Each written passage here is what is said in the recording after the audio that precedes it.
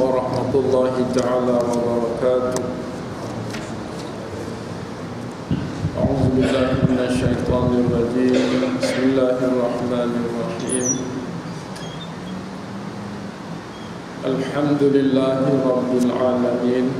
Puji-pujian itu khusus untuk Allah, Tuhan alam ini. Wa bihi nasta'in, hanya kepadanya lah kita minta tolong. Wassalatu wassalam ala rasulillahil amin. Selawat dan salam kita ke atas Rasulullah sallallahu alaihi wasallam al-amin, seorang yang amanah. Wa ala alihi wa sahbihi ajma'in. Selawat dan salam juga ke atas keluarga baginda serta para sahabat kesemuanya. Allahumma rabbana syrah lana sudurana. Ya Allah, ya Tuhan kami, lapangkanlah dada kami sekalian. Wa yassir lana umurana. Ya Allah, ya Tuhan kami, permudahkanlah segala urusan kami. Waj'alna minal ladzina yastami'una al-qawla fayattabi'una ahsanah. Dan jadikanlah kami sekalian, ya Allah, orang-orang yang selalu mendengar ayat-ayat-Mu, kemudian mengambil apa-apa yang terbaik daripada pengajian ini. Allahumma ij'alna min ahli al-Quran. Ya Allah, jadikanlah kami sekalian ahli Al-Quran. Ahlullah wa khassatuh, yaitu ahli Allah dan orang khas Allah. Muslimin muslimat yang dirahmati Allah Subhanahu wa taala sekalian. Bicara kita pada pagi ini merujuk kepada 3 ayat surah Al-Mulk. 3 ayat pertama surah Al-Mulk.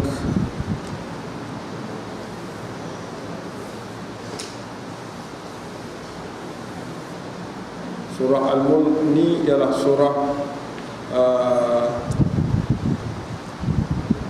di dalam juzuk yang ke-29, muka surah 562, mengikut tafsir ataupun Quran Uthmani, Sunan Uthmani.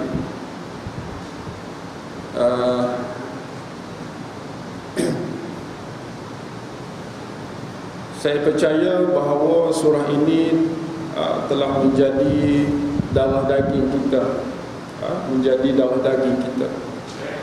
Maknanya kebanyakan kita hafalnya. Kebanyakan kita tahu rahsia di sebalik surah Al-Mulk. Dan mungkin ada di antara kita yang tahu kandungannya, isi kandungannya. Itulah kelebihan-kelebihan yang ada pada kita berdasarkan ilmu yang kita pelajari. Apapun perbincangan pada pagi ini meletakkan kita sama ada ianya baru pada kita, bagi orang-orang yang tidak memahami secara mendalam, dan baginya sebagai satu ingatan, tazkirah kepada kita bagi orang yang dah mahir memahami surah ini. Muslimin muslimat yang dirahmati Allah, bagi memberkati dari sudut sebutan ayat ini, marilah sama-sama kita mengaluni bacaan sama-sama insya-Allah. A'udzu billahi minasy syaithanir rajim.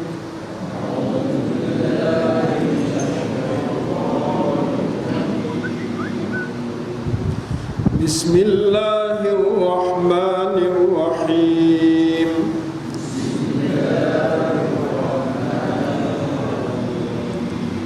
Tabarakalladzi biyadihil mulk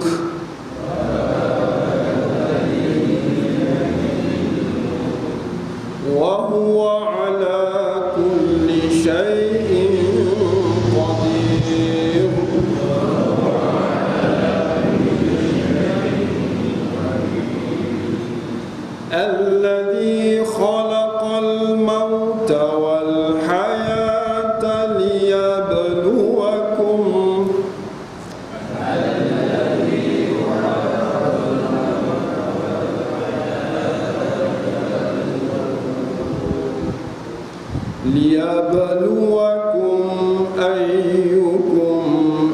ahsanu amala.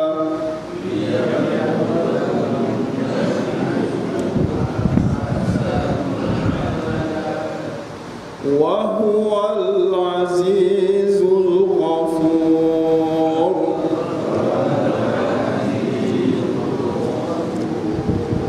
Alladhi khalaqa sab'a samawati tibaqa.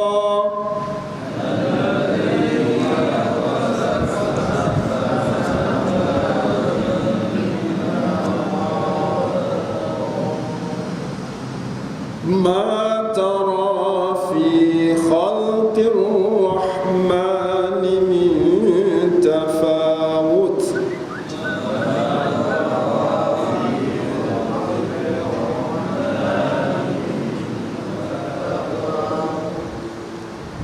Farji'il basara hal tara min futur.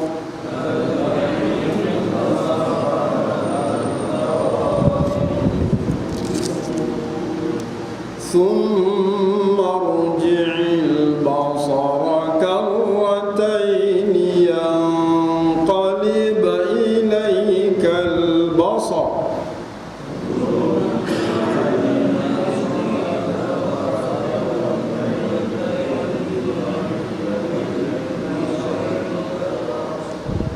ينقلب إليك البصر خاسئا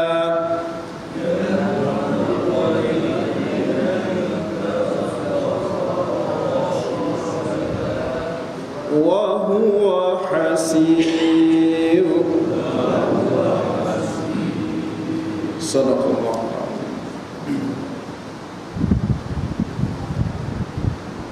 Baik, maksudnya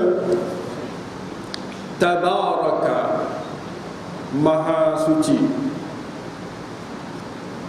alladhi, yang biyadihi, di tangannya, al-mulku, kekuasaan, wahwa, dan dialah Allah, ala, atas, kulli, tiap-tiap, syai'in, sesuatu, qadirun, dia berkuasa. Alladhi khalaqa, alladhi, yang khalaqa, dia telah menciptakan, al-mauta, akan mati, wal hayata, dan dialah yang menciptakan akan kehidupan, liyabluwakum, untuk dia menguji kamu sekalian, ayyukum, manakah kamu, ahsanu, yang terbaik, amala, dari sudut amalan, wa huwa, dan dialah Tuhan Allah, al-aziz, maha perkasa, al-ghafuru, maha pengampun. Alladhi khalaqa, alladhi, yang khalaqa, dialah telah menciptakan, sab'a, 7, samawat, langit-langit, 7 lapis langit, tibaqa, satu lapis demi satu lapis. Mata, tidak engkau melihat, fi khalqi, fi, pada, khalqi, ciptaan, Ar-Rahman, Tuhan yang maha pemurah itu, min tafawut, dari apa-apa kecacatan. Farji', maka kembalilah, rajuklah, al-basar, pandangan itu. Hal tara, apakah kamu melihat, min futur, dari sebarang kecacatan. Thumma rji', kemudian kembalilah al-basar, pandangan kamu, karratain, berkali-kali, karratain, 2 kali, yang qalib, akan kembali kepada ilaika, kepada engkau, al-basaru, penglihatan itu, yang qalib ilaika al-basaru, akan kembali kepada engkau penglihatan itu, hal keadaan khasi'ah, lesu, wahwa, dan dia, yakni penglihatan itu, hasir, lemah, tidak berdaya. Sadaqallahul azim. Kalau kita terjemah gitu je lah. Tapi Quran ini yahtaj ila tadabbur. Dia berhajat kepada berfikir, tadabbur, tadbir. Tadabbara yatadabbaru, tadabbur. Tadabbur apa makna? Kita panggil tadbir, dabbara yudabbiru, tadbir. Tadbir ni kita buat apa?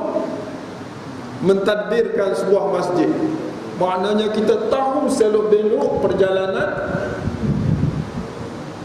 masjid yang kita asaskan ini untuk mencapai satu objektif yang ditentukan, iaitu imaratul masjid.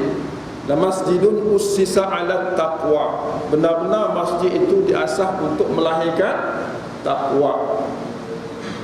Yang kedua, innama ya'muru masajidallah, hanya saja orang-orang yang mengimarahkan rumah Allah, man amana billah, iaitu orang yang beriman dengan Allah, wal yauma al-akhir, dan orang yang beriman dengan hari akhirat, wa aqamas salat, dan orang yang mendirikan sembahyang, wa ataz zakat, dan orang yang menunaikan zakat, wa lam yakhsha illallah, dan orang yang tidak takut kecuali Allah. Kita asaskan masjid yang kita buat, kita tadbirkan untuk mencapai objektif itu. Pertama, menjadikan takwa. Orang bertakwa itu ialah orang yang beriman kepada Allah. Kita lahirkan daripada masjid orang yang beriman kepada Allah. Yang kedua, orang yang bersedia untuk kembali kepada negeri yang terakhir, negeri akhirat, tempat tinggal yang selama-lamanya. Yang tiga, orang yang solat. Yang keempat, orang yang mengeluarkan zakat. Yang kelima, orang yang takut hanya kepada Allah. Lahir daripada mana? Lahir daripada masjid. Bagaimana hidup mereka ini? Mereka ini mengimarahkan rumah Allah Subhanahu wa ta'ala. Itu kita punya tadbir. Jadi bagaimana kita nak tadbir sebuah Al-Quran? Nak tadbir sebuah Al-Quran, nak jaga dia. Kalau tadbir masjid, begitulah keadaannya yang disebut dalam Al-Quran. Jadi nak tadbir Quran, nak tadabbur. Tadbir ni kita jaga. Tadabbur ni hak dah ada, kita nak korek, kita nak gali, kita nak tengok rahsia-rahsia yang ada dalam Quran. Apa dah? Jadi surah hari ini nama dia surah Al-Mulk. Surah Al-Mulk. Kenapa para ulama mengambil perkataan Al-Mulk sebagai satu tajuk kepada surah ini? Kenapa tak ambil kalimah lain? Banyak lagi dalam ni. Dia ambil kalimah Al-Mulk. Kenapa kita tak namakan surah Tabarak? Orang biasa sebut juga tak? Surah Tabarak. Tapi dalam Quran sebut Al-Mulk. Surah Al-Mulk.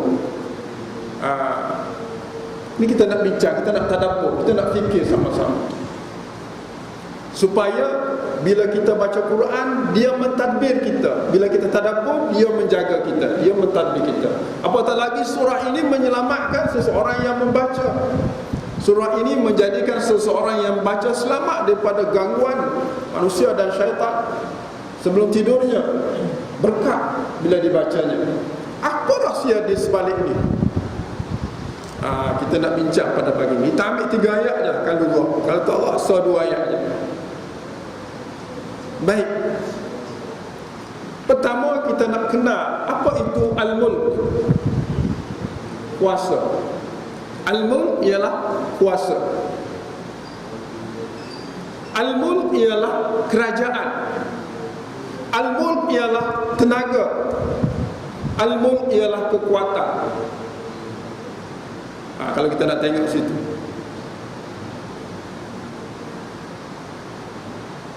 kan Allah Subhanahu wa ta'ala mulakan ayat ini dengan apa? Dengan satu kalimah yang amat diperlukan oleh kuasa-kuasa besar. Orang yang ada kuasa boleh buat belaka. Apa dia kuasa? Al-mulk. Ada kuasa boleh buat belaka, kan? Ada kekuatan boleh buat belaka. Ada kerajaan boleh laksanakan apa sahaja ikut kehendak dia.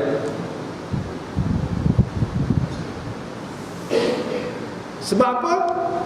Sebab tabarak, sebab kekuatan, keberkatan. Jadi kita tengok kuasa itu siapa yang memiliki. Yang kita miliki ini siap di bawah tadbir siapa? Adakah di bawah tadbir manusia ataupun tadbir Allah Subhanahu wa ta'ala? Kuasa tetap ada. Saya boleh bergerak ke sini dengan kuasa yang diberi oleh Allah sedikit. Tuan-tuan datang di sini dengan kuasa yang diberi oleh Allah Subhanahu wa ta'ala. Di tangan tuan-tuan ada kekuatan. Tuan-tuan datang, kita duduk dengan ada kekuatan, kefahaman, duduk dalam majlis ini. Baik.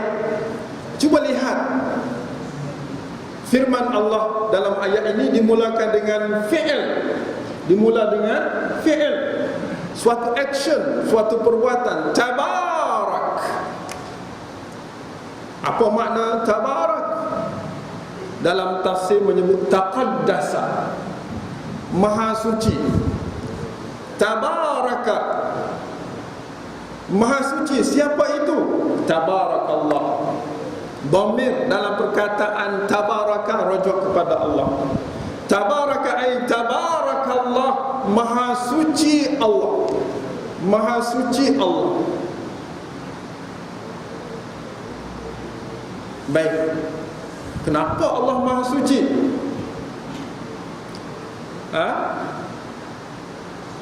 Alladhi biyadihi al-mulk. Alladhi biyadihi al-mulk. Tuan-tuan, saya nak sebut sikit pasal ayat bahasa Arab. Bahasa Arab ni bila kita jumpa, dia tidak lari daripada 3. Kita kena tengok 3. Satu ayat dia ada 3 jenis. Ada 3 jenis. Bagi orang yang dah belajar Arab, dia tahulah dia ada 3 jenis. Satu jenis ayat dia panggil ayat isim. Ayat isim. Saya guna istilah yang paling mudah, tak guna istilah ilmu grammar dah. Satu ayat isim. Ayat yang kedua ayat fi'il. Ayat yang ketiga ayat haraf. Ayat haraf apa pula? Ayat isim tu maknanya ayat bila dia bermula dengan kata nama. Bermula dengan kata nama. Sama ada nama orang ke, nama benda ke, ataupun nama-nama yang ditandakan dengan alif lam. Kan? Banyak lagi lah tanda-tanda nama ni. Yang penting satu daripada ayat yang digunakan oleh Al-Quran dan juga bahasa Arab ialah ayat bermula dengan kata nama. Satu lagi ayat bermula dengan kata perbuatan, fi'il. Kan? Fi'il, kata perbuatan. Perbuatan itu apa? Perbuatan itu ialah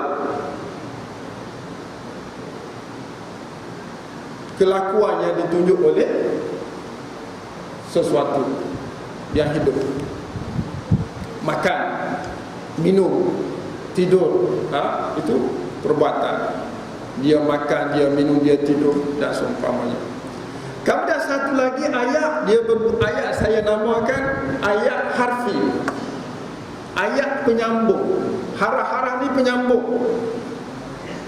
Ada jenis ayat dia bermula dengan penyambung. Penyambung ni apa benda? Penyambung ini dia sebut dalam istilah Arab haraf. Penyambung ni kata sendi. Kita mula ayat kita dengan kata sendi, penyambung, seperti dalam, untuk, kerana, itu dengan, kan? Dalam Al-Quran dia guna tiga-tiga ni. Kita ni kalau kita guna bahasa Melayu kita dengan guna kata sendi dulu, nampak tak canggih, tidak Melayu sangat. Guna perbuatan pun jarang kita guna. Kita biasa gunanya kata nama. Muhammad telah pergi ke masjid, ataupun kita kata telah pergi Muhammad ke masjid, kan? Dan ada kita kata ke masjid telah pergi Muhammad. Yang mana satu kita nak guna? Nah, tuan-tuan, saya tak tahulah tuan-tuan tahu ke tak tahu, tak kisah macam saya sebut tadi lah. Kalau tuan-tuan dah tahu, hari ini sebagai ingatannya lah. Kalau tak tahu, ini adalah satu pengajian. Bila kita kata kita mula dengan isim, ataupun kita mula dengan fi'il, atau kita mula dengan penyambung, setiap yang kita mula itu ada objektifnya. Bukan saja-saja kita nak mula. Contoh, kalau saya mengikut ilmu sastra Arab, setiap yang kita mula dengan dia itu adalah itulah yang diambil kira nombor satu dalam percakapan saya. Bila saya kata Muhammad telah pergi ke masjid, tak sama dengan telah pergi Muhammad ke masjid. Tak sama dengan ke masjid Muhammad telah pergi. Tak sama dengan ke masjid telah pergi Muhammad. Pak, dia punya bentuk ayat yang kita boleh congkir daripada percakapan Al-Quran. Tak sama. Yang kita sebut nombor satu itulah yang menjadi satu target keinginan yang kita nak sampaikan. Tuan-tuan, kita pernah ke rumah, kita kata kepada anak kita dan isteri kita, kadang-kadang kita sebut perbuatan dulu, kadang-kadang kita sebut nama dulu, kadang-kadang kita sebut tempat dulu. Betul tak? Kita balik ke rumah, kita kata anak kita nama Muhammad. Muhammad dah solat? Nah, Muhammad dah solat. Satu ketika kita kata dah solat Muhammad. Satu ketika yang lain kita kata di mana kau solat Muhammad? Maknanya soalan yang kita curah itu, yang kita arah itu, yang kita lontar itu pada bahasa tak sama. Pada bahasa tak sama. Kalau kita sebut Muhammad, kita ada kepentingan pada Muhammad. Kalau kita sebut arahan, kita ada kepentingan pada arahan itu. Dan kalau kita sebut tempat, kita ada kepentingan pada tempat itu. Saya nak kaitkan dengan surah ini. Cuba lihat. Biyadihil mulku, tabarakalladzi biyadihil mulk. Biyadihil mulk adalah satu ayat yang sempurna. Satu ayat yang sempurna, yang dimula dengan penyambung bi, dengan penyambung bi, satu kalimah. Yadihi, tangannya, satu kalimah. Al-mulku, satu kalimah. Disusun ayat dimula dengan macam kita kata di masjid ada imam. Di masjid ada imam. Kenapa kita kata di masjid ada imam? Kenapa kita tak kata ada imam di masjid? Ini ayat yang saya cerita ni lebih kepada kita membawa kepada tadabbur, berfikir. Kenapa kita kata di masjid ada imam? Sebab orang tanya tentang di masjid. Kita jawablah di masjid. Dia tidak nak tahu siapa imam, dia nak tahu di masjid ni ada imam ke tak. Isu yang ditunjuk yang dipersoalkan. Dalam ayat ni Allah kata biyadihil mulku. Kalau kedudukannya asalnya al-mulku biyadihi. Kalau ayat kita lah, ayat biasa, al-mulku biyadihi. Kekuasaan itu di tangannya. Tetapi Allah balik ayat, subjek tu dia tak di akhir, predikat tak depan. Istilah. Apa puncanya? Biyadihi, ada letak di tangannya. Saya sebut satu tafsir je lah. Al-mulku, kekuasaan itu. Di tangannya segala kekuatan itu. Di tangannya segala kerajaan itu. Di tangannya segala kehebatan itu. Nampak tak? Tapi dia mula dengan apa? Dia mula dengan tabarakalladzi. Tabaraka, maha berkah Allah. Dalam perkataan tabaraka ni ada fa'il yang rujuk kepada kalimah Allah. Tabaraka ay tabarakallah, maha suci Allah, alladzi, yang biyadihi, dia sama ayat tu, yang di tangannya al-mulku, kekuasaan. Ada dua rahsia yang kita boleh congkir daripada dua ayat ini. Ayat pertama, tabaraka Allah, kan, maha suci Allah. Yang kedua, biyadihil mulku. Ayat yang kedua ialah di tangannya ada segala kekuatan. Disambung dua ayat ini dengan alladzi. Disambung dengan dua ayat ini dengan alladzi. Tinggi rasa cakap ni, sebab saya pun tak apa nak faham. Nah,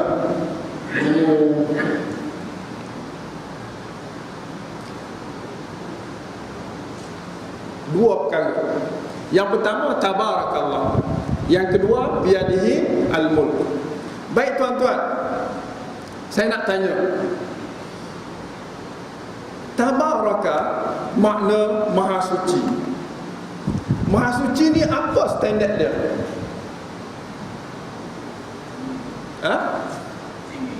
Tinggi. Lagi? Satu ketinggian. Makna satu ketinggian, maha suci. Tabaraka. Yang kedua, kita sebut maha suci. Apa standard dia?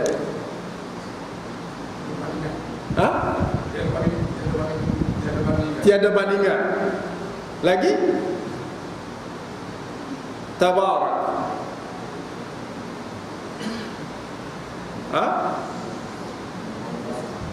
Bila kita kata tabaraka, kita bersyukur. Kita bersyukur. Kita terima kasih. Rasa seronok, rasa bersyukur, rasa hebat. Tabarakallah. Sebab Allah itu mempunyai kekudusan. Tiada kepentingan, tiada orang kata bias kepada mana-mana orang. Dengan sebab itulah biyadihil mulk, di tangannya ada kuasa, di tangannya ada kekuasaan. Ataupun al-mulk ini manusia ada kuasa, tetapi kuasa yang ada pada manusia itu dikontrol oleh Allah Subhanahu wa taala yang bersifat tabarak, maha kontrol, maha bijaksana, maha sempurna, Maha Kudus, Allah Subhanahu wa taala.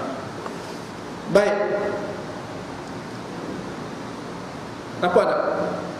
Kita kaitkan gitu. Jadi muslimin muslimat yang dirahmati Allah Subhanahu wa taala, kita nak tadabbur ni, kita nak fikir sama-sama. Kalau tuan-tuan ada idea, boleh campurkan dengan idea yang saya ada sikit-sikit kan. Jadi bila kita kata tabarakallah, maksud alladzi biyadihil mulku, kita berseronok, kita bersyukur, kita terima kasih kepada Allah sebab tidak ada manusia di bumi ini yang akan mendakwa satu dia ni hebat selama-lama, akan berakhir. Sebab Allah yang mengkontrolkan kuasa yang ada pada dia. Hebat, sekejap aja habis. Tabarakallah, Maha suci Allah. Kan? Maha suci Allah. Ada orang tu kuat, dia belajar silat semua sekali, kuat, hebat dia, tapi berakhir sebab biyadihi al-mulk, di tangannya ada kekuasaan. Beri kuat tapi ditariknya. Tabarakallah, Maha suci Allah, Maha suci Allah. Ada orang tu kaya tetapi kekayaan dia itu terhad, pemilikan dia terhad. Bila sampai umur dia tinggal segala-galanya, tidak bawa. Tabarakallah, tabarakallah, Maha suci Allah.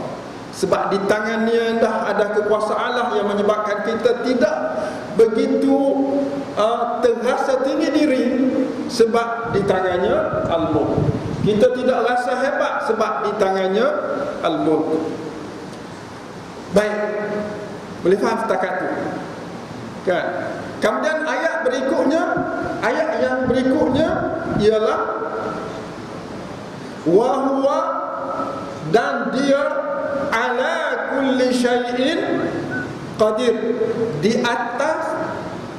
Cuba tengok, wa huwa, dan dia siapa? Allah. Baik, dia nak cerita apa? Ini mubtada, ini dia subjek. Nak cerita apa tentang wa huwa ni? Wa huwa, dia nak cerita ala kulli syai'in ke nak cerita dia tu qadirun? Dia nak cerita dia qadir, tapi dia belah antara wa huwa qadirun itu di tengah-tengah dengan ala kulli syai'. Belah dengan tiga kalimah. Ala kulli syai'in, ala atas, kulli semua, syai'in benda. Benda yang mana? Benda yang kita miliki, duit benda. Ya, semua benda-benda yang miliki, yang kita rasa kita hebat ni, dia qadir, dia berkuasa. Al-mulk, kerajaan, sebab dia kerajaan. Cuba lihat, ala kulli syai', dia seolah-olah membelah di hadapan kita untuk kita menyatakan aku kuat, aku hebat, sebab dia yang berkuasa. Maka terasa tabarakallah, Maha suci Allah, yang menimbang rasakan kepada kita. Orang yang taat kepada Allah, dia akan selamat, dan orang yang derhaka kepada Allah, dia akan kecundang. Nampak tak satu ayat? Baik, itu selapis kita tadabbur. Cuba tadabburkan lagi hikmah yang saya sebut tadi, bahawa setiap ayat dalam Al-Quran terdiri daripada 3 bentuk. Dalam satu ayat yang panjang ini ada 3 bentuk ayat Quran. Satu, dia mula dengan fi'il, tabarakallah. Cukup ayat itu, Maha suci Allah. Satu ayat kan, ayat yang sempurna. Tabarakallah, Maha suci Allah. Dia mula dengan apa? Dengan fi'il, tabaraka, taqaddasa, disebut dalam tafsir dan juga dalam kamus saya tengok tadi. Tabaraka ini, kalau kita tengok daripada asal, ialah berkah. Kita banyak guna barakallahu fiik. Barakallahu fiik. Apa makna barakallahu fiika? Doa. Barakallahu fika, doa. barakallahu lak. Doa. Barakallahu alaik. Boleh tak? Barakallahu alaik. Barakakallah.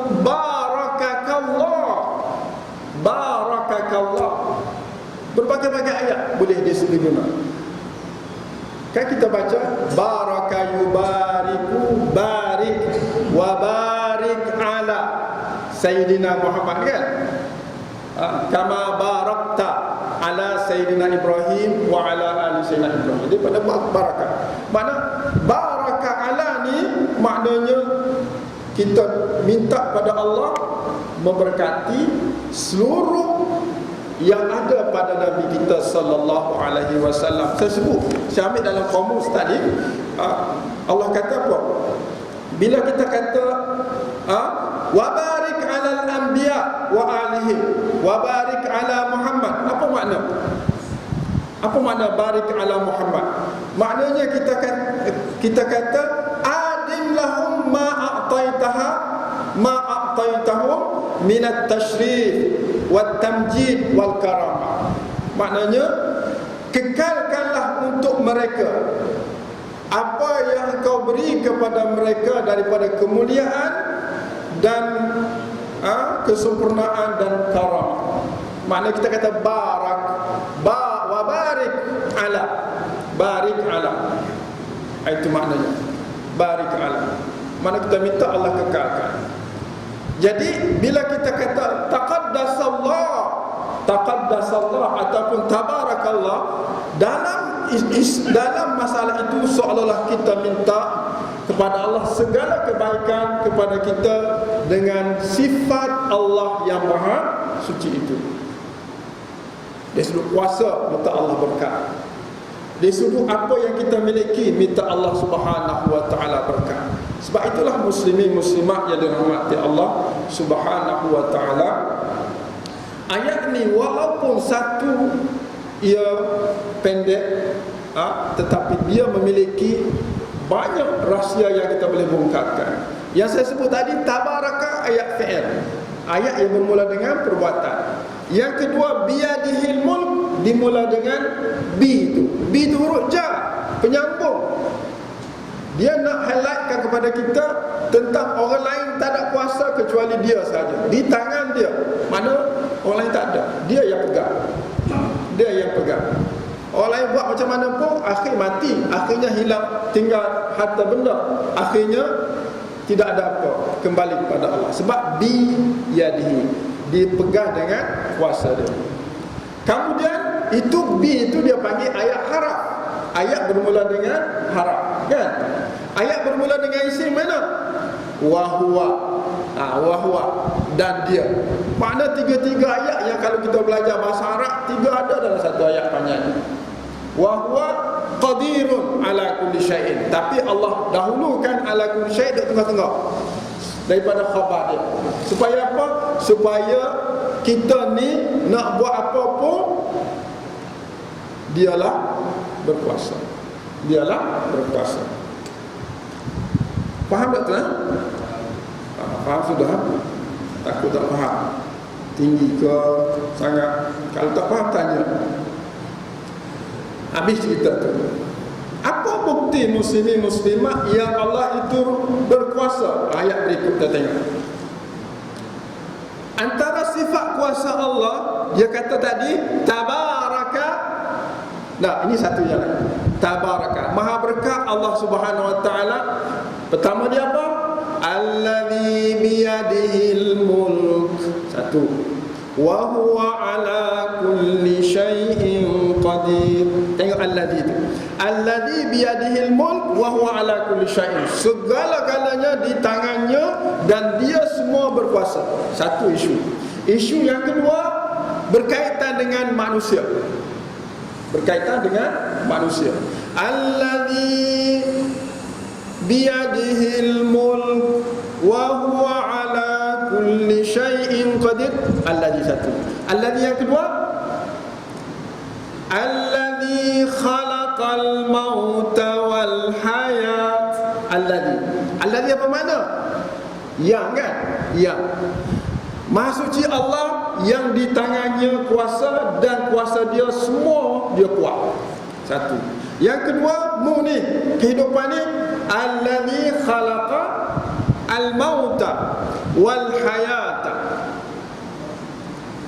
yang dialah menjadikan al-mauta mati, wal hayata hidup.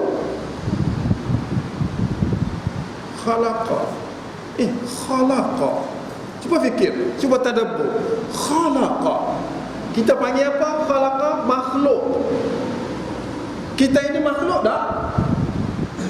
Khalaqal insan, Iqra bismi rabbikal ladzi khalaqa, khalaqal insana min alaq. Khalaqal insan, manusia ni dia kata makhluk. Al-maut, alladzi khalaqal maut. Maut pun makhluk ke? Wal hayata, kehidupan makhluk ke? Masya Allah. Dah. Alladzi Iqra bismi rabbika, bacalah dengan nama Tuhan engkau. Alladzi khalaq, yang dia telah buat. Alladzi khalaq, yang telah buat. Ni alladzi khalaqa al-insan, yang dia telah buat manusia. Ni alladzi khalaqal maut, yang dia telah buat maut. Isu yang kita kena fikir tadabbur di sini ialah khalaqa dikaitkan dengan manusia, khalaqa dikaitkan dengan al-maut, kematian, khalaqa dikaitkan dengan hayat, dengan kehidupan. Tiga ni, manusia, mati, kehidupan. Apa objektifnya dicipta mati, dicipta kehidupan, dan dicipta manusia? Liyabluwakum.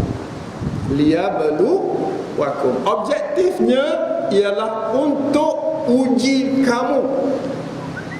Apa nilaian di sisi Allah?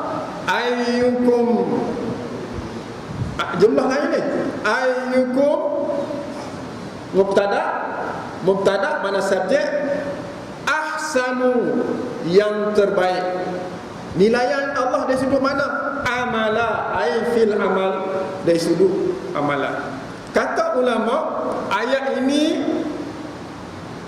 memberi satu anjakan paradigma kepada setiap manusia yang bekerja. Buatlah kerja walaupun sedikit, mesti ada ahsan, ada kualiti. Sembahyang sunat je, rakaat je subuh, sebelum subuh, tapi dia ada kualiti. Tiap-tiap pagi dia sembahyang, tahajud rakaat je, witis, tahajud 2 rakaat. Mana boleh tahajud rakaat? Sembahyang tahajud 2 rakaat, kemudian sembahyang witir rakaat, 3 rakaat, tapi dia berkualiti. Maknanya satu, jangan tinggal. Yang kedua, dia faham apa yang dia buat. Maknanya Allah nilai segala amal dari sudut kualiti, ahsan, yang terbaik. Tetapi kalau saya ada ilmu, tuan-tuan, ilmu, apakah ilmu ini dinilai oleh Allah Subhanahu wa taala secara ilmu sahaja? Allah kata ahsan amala, bukan ahsana ilma. Amal, walaupun ada ilmu sikit, tapi kalau amal, Masya Allah, dia mempunyai kekuatan. Dan kekuatan yang amalan yang sedikit itu, kalau ada kualiti, dia menjadi satu kebaikan kepada individu itu. Baik, satu hal, cuma saya nak sebut sini, nak highlight di sini, nak fikir sama-sama dengan tuan-tuan, ialah perkataan makhluk ni. Kita jangan fikir mati itu makhluk. Jangan fikir mati itu makhluk, kan? Allah kata khalaqal maut. Maka kalau kita ini makhluk yang Allah cipta, dan juga mati itu makhluk yang Allah cipta, dan juga kehidupan seluruh ini adalah makhluk yang Allah cipta. Makna kita dengan mati, dengan kehidupan, dengan diri kita ni adik-beradik adalah adik-beradik. Oleh sebab itu, tidak menjadi satu ketakutan kepada orang yang kenal diri datangnya mati. Bersedialah untuk mati, sebab mati adalah Allah cipta, dia adalah satu kehidupan. Cuma kena tunggulah siapa masa dia mari. Dia mari jumpa kita tu sebab dia makhluk Allah. Dia nak kerja dia, kerja kita. Apa kerja kita? Kerja kita semayang, kerja kita pergi berjabat, kerja kita makan, kerja kita lepas ni minum, makan, kan? Kerja mati, tiap-tiap hari mari tengok kita. Kau cukup dah masuk. Nah, bila kau kena ambil ni? Kerja dia, tiap-tiap hari dia mari tengok kita. Jangan duk marah dia sebab dia makhluk macam kita. Nah, gitu. Jadi tak menjadi suatu isu. Baik. Cuma isunya ialah apakah kita buat amal dan apakah kualiti amal kita. Sekarang ini sebagai satu penutup pada pagi ini, biarlah tak payah panjang-panjang sangat. Dah. Saya sekarang ni dengan Quran, tuan-tuan. Apa kualiti Quran dengan saya? Kita baca 2-3 ayat hari ni dah. 2 ayat je. Kualitinya cukup kita faham. Kita faham dari sudut kuasa, kita faham dari sudut qadir, kita faham dari sudut tabarak, dan kita faham dari sudut khalaqa. Jadi kualiti ada. Daripada kita baca sebelum ni tak faham apa. Contohnya lah. Jadi tuan-tuan muslimin muslimat yang dirahmati Allah, nilaian diri kita, kita ni ada Quran, kan? Kita ni ada Quran. Quran ini berbahasa Arab. Kita tak belajar bahasa Arab contohnya. Bukan kata kepada tuan-tuan yang ada. Contoh, kita tak belajar bahasa Arab. Sedangkan kita ada masa yang berkualiti sekarang ni. Kita pencing dah. Apakah masa yang berkualiti ini, yang ahsan, yang terbaik, yang tidak menyibukkan kita dengan dunia, tidak boleh minta dengan Allah kesihatan akal fikiran, kesihatan kaki tangan, untuk kita nak curahkan tenaga kita nak faham kitab Allah, supaya kita baca Quran ada kualiti. Bukan baca sahaja tak faham dah.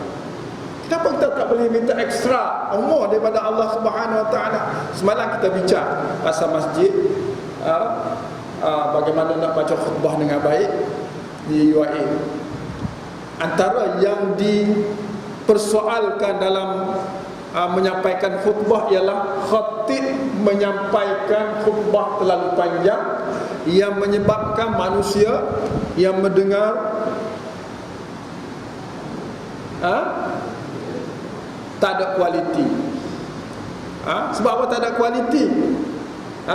Dia tambah satu rukun khutbah lagi. Rukun khutbah ada berapa? Ada 5 kan? Dia tambah yang ke-6, iaitu setiap khutbah mesti tidur. Ada. Setiap berkhutbah mesti kena lena sekejap. Dia tambah rukun yang ke-6. Sebab apa?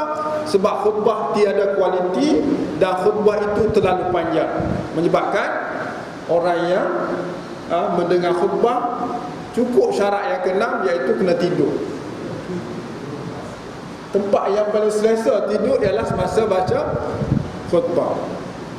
Muslimin muslimat sekalian, sebenarnya kemungkinan kita tu salah kita juga sebab kita tak faham apa yang disampaikan oleh Allah, oleh khatib dalam bahasa-bahasa Arab dan seumpamanya. Oleh sebab itu muslimin muslimat sekalian, pada saya kita kena minta kepada Allah sebelum Allah ambil nyawa, sebelum mati datang, yang Allah khalaqal maut ni datang kepada kita, sebelum dia ambil kita minta, ya Allah beri kepada aku ekstra umur berapa tahun untuk faham Quran supaya aku baca berkualiti, dan aku kembali kepada kamu, aku faham segala ayat-ayat Allah. Berapa lama saya boleh belajar ni ya Allah? 10 tahun. Kita minta dengan Allah 10 tahun. supaya Allah bagi umur kepada kita untuk kita faham Quran. Jangan minta Allah panjang umur kerana nak main dengan cucu. Cukup dah. Cucu ni boleh main pula di akhirat tu. Lepas kita mati, kita dibangkit, kita ada jumpa balik. Tapi kalau kita tidak faham Al-Quran, takut-takut ditanya tentang apa yang ada dalam Quran. Itu. Baik. Ada dua. Pertama, nak minta sekarang ke umur panjang untuk belajar Quran, ataupun seperti mana yang disebut dalam surah Sajdah, jumpa Allah besok minta nak naik semula. Walau tara idil mujrimun, kan, dalam surah Sajdah tu, bukan surah kedua. Walau tara, jikalau kamu melihat ketika mana al-mujrimun, orang-orang yang bersalah, yang berdosa semasa dunia, nakisu ru'usihim, tak mampu nak angkat kepala mereka di hadapan Allah. Lalu Allah kata, angkat, kamu tidak disuruh tunduk sujud di sini. Lalu dia angkat kepala, Rabbana absarna wa sami'na, ya Allah, yang Tuhan kami dah nampak kebaikan keburukan, kami dah dengar kebaikan dan keburukan. Farji'na, pulanglah ya Allah kami ke dunia, na'mal salihan, kami nak amal soleh, nak belajar tafsir, nak belajar Quran, nak belajar bahasa Arab dah. Contohnya tu. Jadi tuan-tuan, pada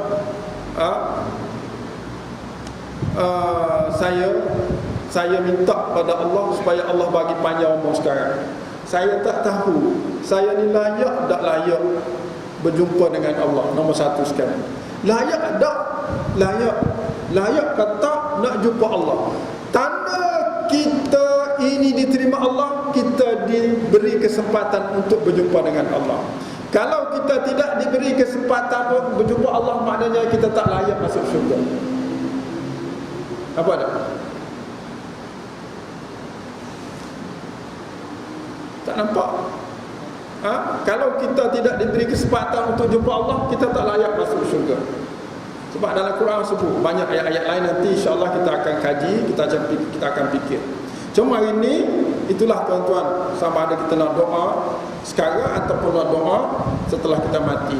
Doa setelah kita mati, nak doa kembali balik, no way, tak ada cara untuk kita sampai. Tapi sekarang Allah kata, Rasulullah kata, la yuraddu du'a, la yuraddu qada illa bidu'a. Tidak berubah ketetapan Allah kecuali dengan doa. Maka kalau Allah tetap umur kita sekarang, umur Haji Suhaimi 70. 70 apa? 70 kan? Tu Haji dah faham Quran. Kalau tak faham lagi, berapa lagi agak-agak nak daripada Allah. Minta sekarang, insya-Allah berubah. Kalau Allah tetap umur kita 80, Allah bagi 100. Sebab tak cukup 10 tahun nak belajar Quran, nak belajar bahasa Arab, kena 20 tahun. Minta 20 tahun. 20 tahun tak cukup lagi. Sebab apa? Bila pandai nak ajar orang, 25 tahun, 5 tahun ajar. Jadi minta umur kepada Allah Subhanahu wa taala. Allahumma tawwil a'marana, ya Allah, panjangkanlah umur-umur kami. Begitu. Muslimin muslimat yang dirahmati Allah, cukuplah sekadar itu. Moga-moga Allah Subhanahu wa taala beri taufik dan hidayah kepada kita dalam memahami kitab Allah Subhanahu wa taala.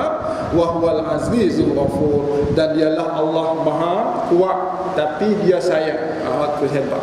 Maha kuat lagi sayang. Setakat itulah. Moga-moga Allah Subhanahu wa taala beri taufik dan hidayah kepada kita. Ayat yang berikut tu lebih hebat lagi, tapi tak apa, hari lain kali kita akan bincang.